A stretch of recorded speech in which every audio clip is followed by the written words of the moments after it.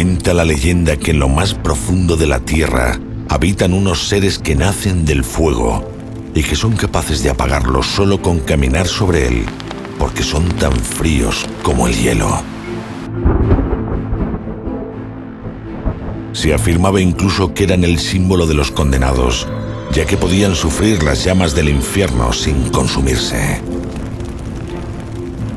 También se decía de ellos que eran portadores de un veneno mortal que, según Plinio el Viejo, podía secar las fuentes y envenenar la fruta de los árboles. Y se los consideraba tan peligrosos que, según la legislación romana, el que administrara a otro una de sus partes sería arrojado a las fieras como castigo. Tal era su poder que 4.000 hombres y 2.000 caballos de los ejércitos de Alejandro Magno habrían muerto después de beber el agua de un río donde habitaba uno de estos seres. Al igual que los dragones durante la Edad Media, se pensaba que tenían propiedades mágicas, despertando temor y admiración a partes iguales, siendo venerados como símbolo de pureza.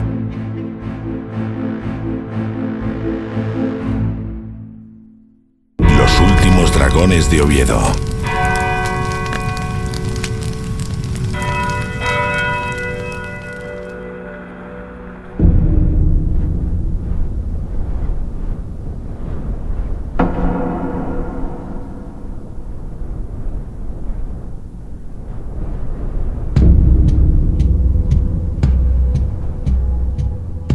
Esta criatura mágica, y que aún hoy en día sigue rodeada de misterio, no es otra que la salamandra común.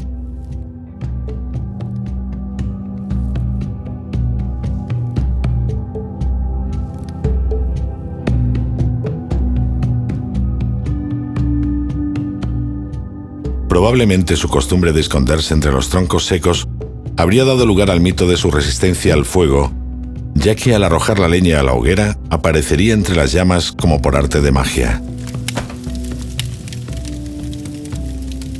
Lo cierto es que en esa situación de nada le servirían sus supuestos poderes para evitar morir abrasada.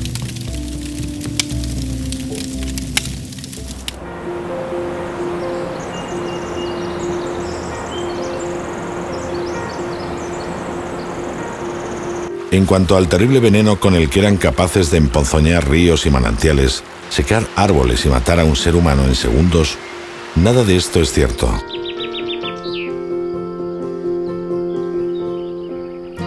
Las salamandras, si se sienten amenazadas, pueden secretar una sustancia tóxica, aunque prácticamente inocua para el ser humano, que disuade a muchos de sus depredadores. Pero tener un sabor desagradable o unas toxinas peligrosas no es suficiente, a no ser que sus enemigos relacionen ese sabor con su aspecto y lo recuerden en posteriores encuentros.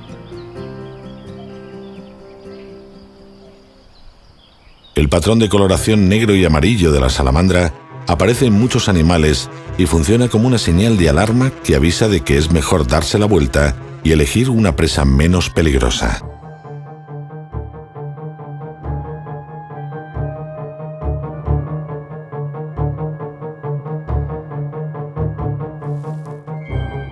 Incluso nosotros utilizamos ese código cromático en señales y carteles para advertir de un posible peligro que es mejor evitar.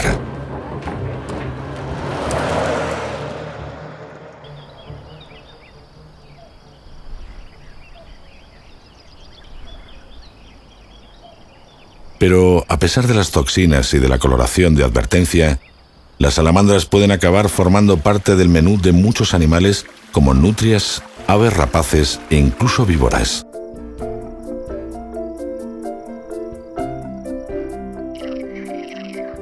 Las salamandras son anfibios, como las ranas, y al igual que ella, su piel lisa y desnuda funciona como un órgano respiratorio, por lo que debe permanecer constantemente húmeda.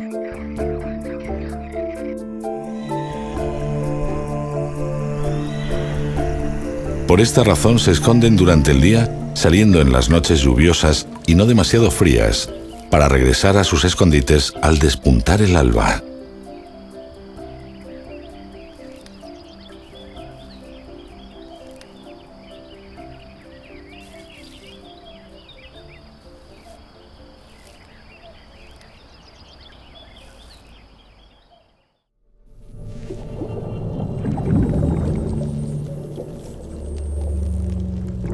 Los tritones, parientes cercanos de las salamandras, viven en el agua durante gran parte del año.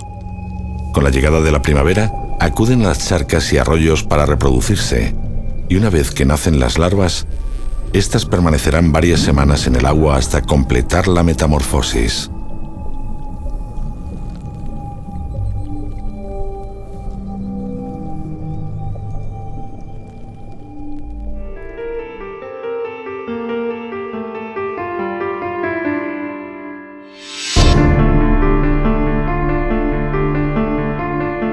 Las salamandras han conseguido ir un paso más allá en la carrera evolutiva, y aunque prefieren los bosques húmedos y sombríos, apenas visitan el agua una vez que llegan al estado adulto.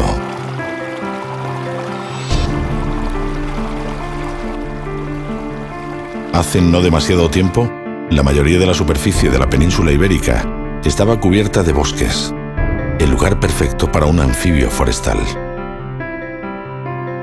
Pero el crecimiento de la población humana y las oscilaciones climáticas naturales fueron los responsables de la desaparición de muchos de ellos.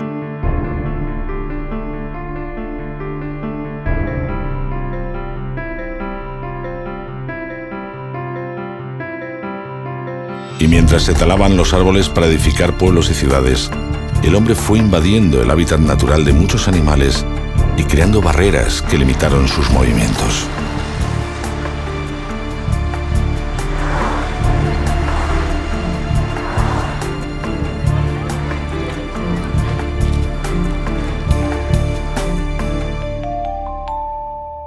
En el año 1928, al biólogo José Bernárdez le llamó la atención la presencia de salamandras en los taludes de la antigua estación de El Vasco en la ciudad de Oviedo.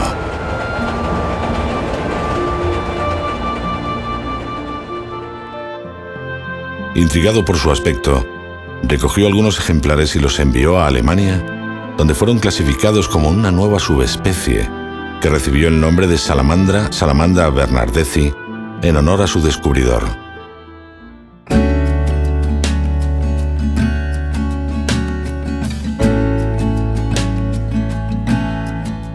A partir de ese momento, esta subespecie, que ocupa gran parte de la cornisa cantábrica, fue conocida popularmente como la salamandra de Oviedo, aunque la mayoría de sus habitantes ni siquiera se han percatado de la presencia de este singular vecino.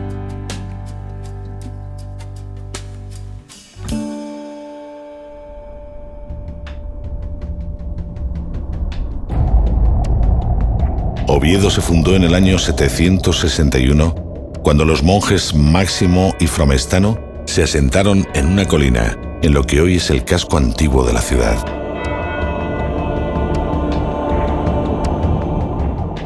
En ese lugar, el rey Fruela I ordenó el levantamiento de la primitiva Basílica de San Salvador, que se transformaría con los años en la actual catedral.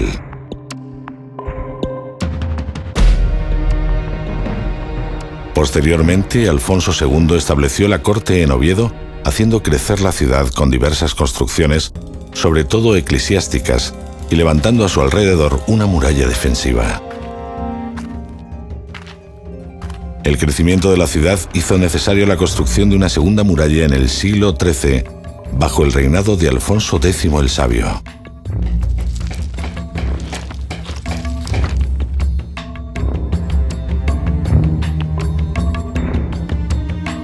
Estas murallas no solo aislaron a la corte y al clero de la población extramuros, también encerraron en su interior a las salamandras, que acabaron atrapadas entre edificios y callejuelas empedradas.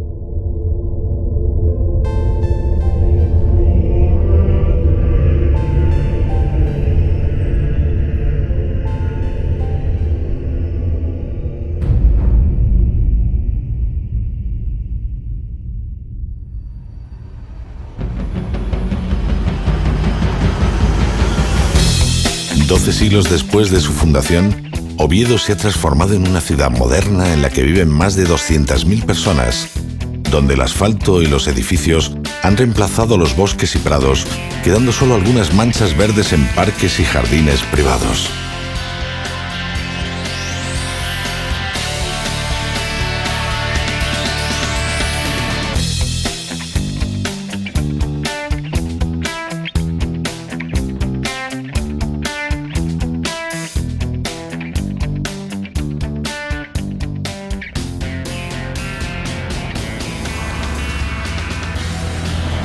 Pero, ¿cómo consiguieron las salamandras sobrevivir en este ambiente tan diferente a los bosques húmedos y umbríos a los que se habían adaptado tras millones de años de evolución?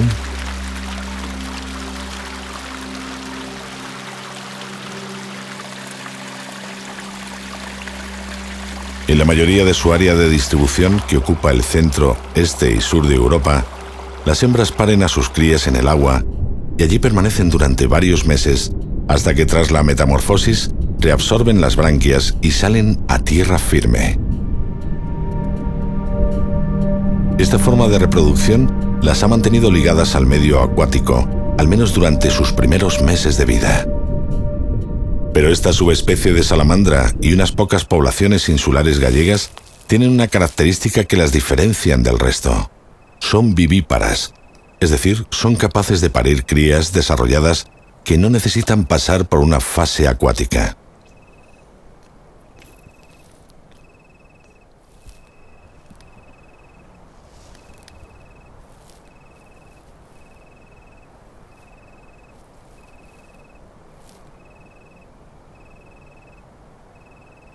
El viviparismo ha conseguido independizarlas del agua y abrirles las puertas a un ambiente inhóspito para la mayoría de los anfibios.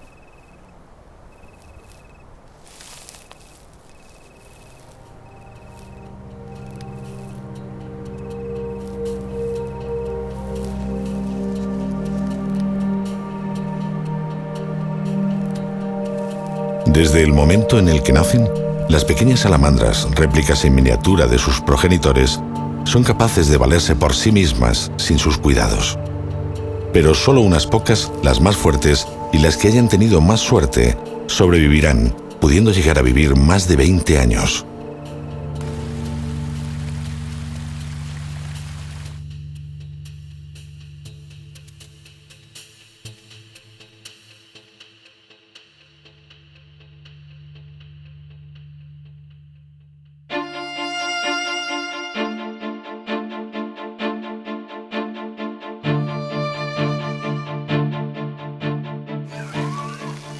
En los lugares más insospechados de la ciudad, donde los ovetenses pasean, juegan y trabajan, estos anfibios permanecen escondidos hasta que cae la noche.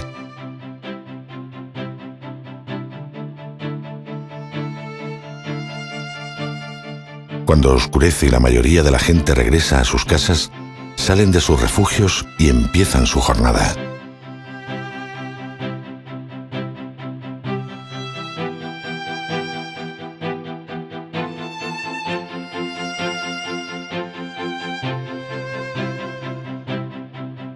Sus presas son lombrices, caracoles y pequeños invertebrados que, como ellas, aprovechan la oscuridad para salir de sus escondites.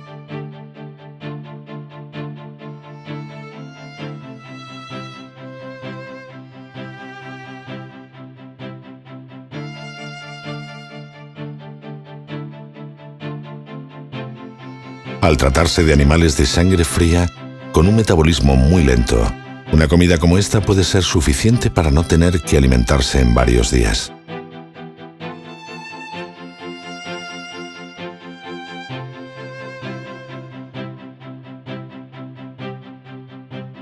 En la ciudad apenas tienen enemigos, solo los gatos callejeros pueden cazar alguna de ellas, aunque normalmente no llegan a comerlas.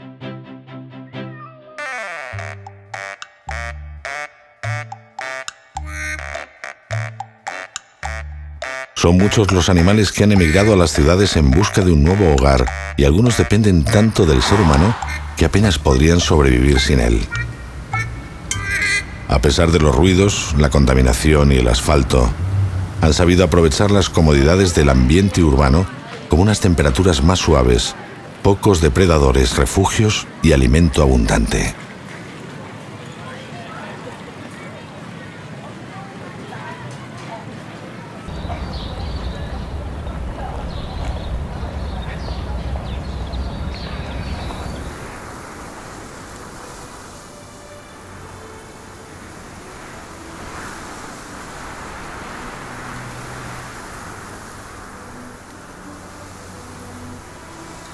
Un buen ejemplo de ello son los estorninos, que en otoño e invierno acuden noche tras noche a dormir en bandadas a los parques de la ciudad.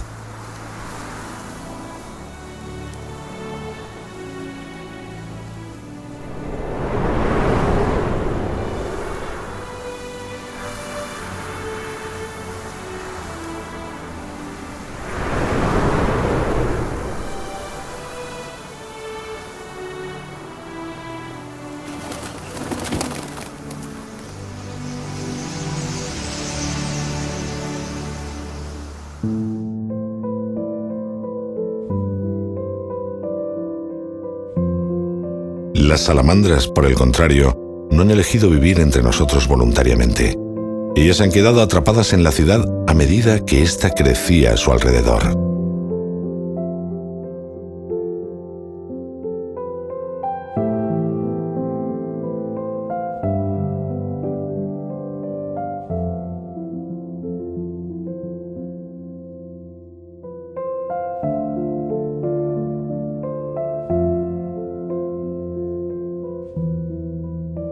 Casi un siglo después de que José Bernárdez las descubriera en los taludes de El Vasco, un grupo de científicos de la Universidad de Oviedo y del CIBIO de la Universidad de Oporto volvió a interesarse por ellas.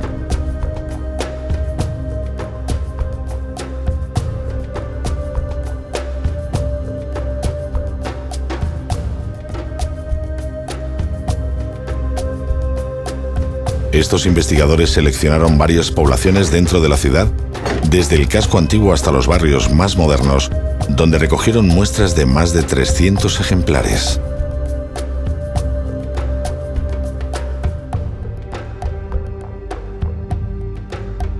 Para esta investigación, se utilizaron técnicas de genética molecular y los resultados que obtuvieron fueron sorprendentes. El crecimiento de la ciudad había dado lugar al aislamiento de algunos grupos, propiciando la diferenciación genética entre ellos, un fenómeno que se ha acentuado con el tiempo al haberse perdido la posibilidad de que se conecten de forma natural. Y no solo eso, algunos de estos grupos no superaban los 15 individuos reproductores.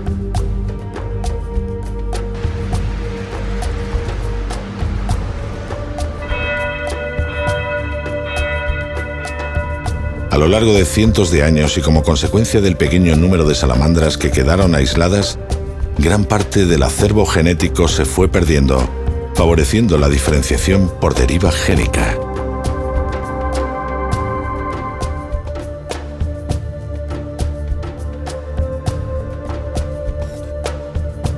Este fenómeno es un proceso aleatorio que ocurre por la pérdida de variantes alélicas, o sea, de versiones de un mismo gen, cuando las poblaciones están incomunicadas a nivel reproductivo.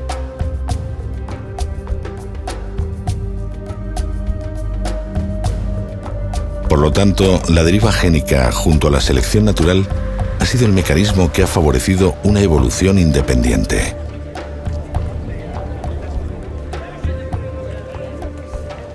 Las poblaciones más pequeñas y las que habían quedado encerradas entre las antiguas murallas de la ciudad mostraban una mayor diferenciación, separándose en grupos genéticos independientes, a pesar de que algunas estaban a menos de 100 metros de distancia.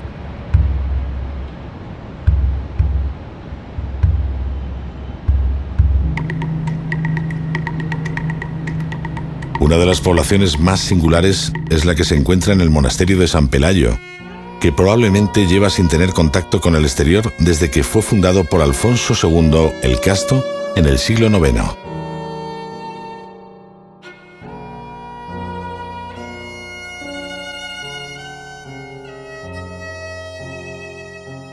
Sus muros exteriores permanecieron casi intactos desde su construcción, incluso durante los bombardeos que tuvieron lugar en la Revolución del 34 y la Guerra Civil.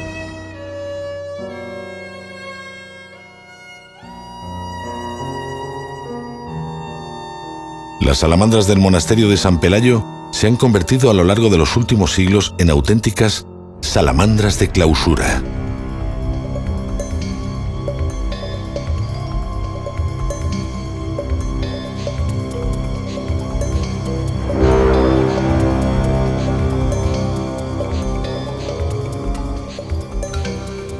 Pared con pared con el monasterio se encuentra la Catedral de Oviedo. Sin duda el edificio más reconocible y representativo de la ciudad, mezcla de estilos arquitectónicos que van desde el prerrománico de la Cámara Santa hasta el gótico de su única torre.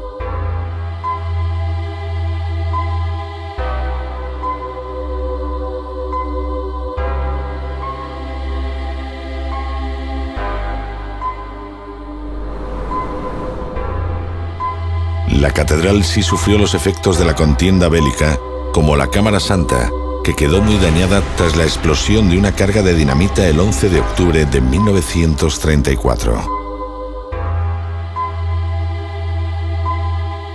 La apertura de parte de sus muros pudo permitir el intercambio de individuos con otras poblaciones vecinas, que volverían a quedar aisladas tras la reconstrucción posterior, que finalizó en septiembre de 1942.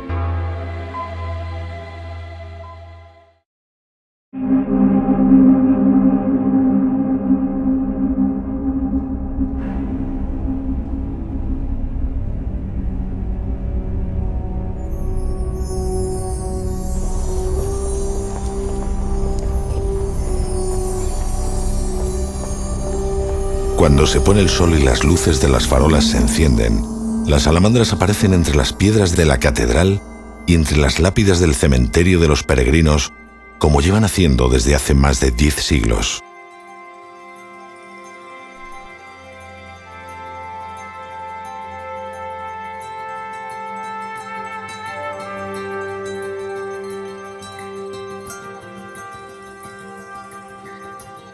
Pero a pesar de su discreto comportamiento, la presencia de las salamandras no pasó desapercibida para todo el mundo. Los artesanos y canteros que labraron los sillares de la catedral y tallaron muchos de los muebles que hay en su interior, dejaron constancia de ellas en sus obras, junto a representaciones de otros animales, tanto reales como imaginarios.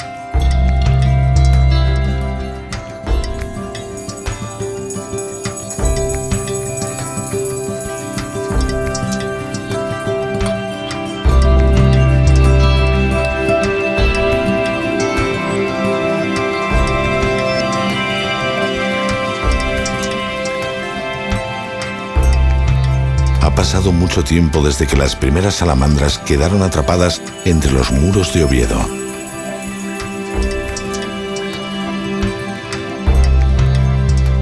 Durante todos esos años, la ciudad ha sido testigo de numerosos acontecimientos.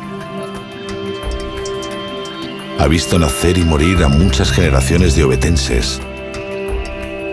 Ha visto reyes, presidentes y personajes famosos caminar por sus calles.